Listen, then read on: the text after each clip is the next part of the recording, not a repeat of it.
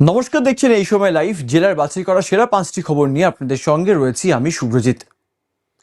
বাদুড়িয়া পুরসভার চেয়ারম্যান দীপঙ্কর ভট্টাচার্যের গ্রেপ্তারির পর এবার পাটের ক্ষেত থেকে মাটি খুঁড়ে উদ্ধার হলো বস্তা বস্তা টাকা। 5টি বস্তা, একটি ট্রলি ব্যাগ ও প্লাস্টিকের ড্রাম উদ্ধার করা হয়েছে বলে সূত্রের খবর।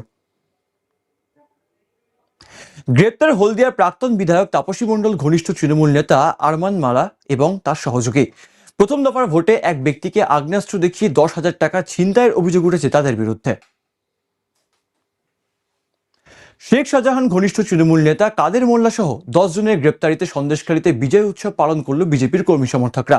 একই সঙ্গে মৃত 3 বিজেপি কর্মীর ছবিতে মালা দিয়ে শ্রদ্ধা জ্ঞাপন করলেন তারা। অন্যদিকে স্তব্ধ হয়ে যাওয়া পুরো পরিষেবায় গতি ফেরাতে তৎপর রাজ্য সরকার।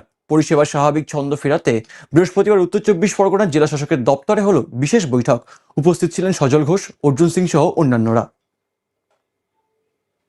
ছিল সিটু অফিস, হয়েছিল তৃণমূল ভবন। হুগলি চুচুড়া খাদিনা মোড়ে সেই তৃণমূল ভবন সিটু নেতৃত্বের হাতে ফিরিয়ে দিলেন প্রাক্তন বিধায়ক অসিত মজুমদার।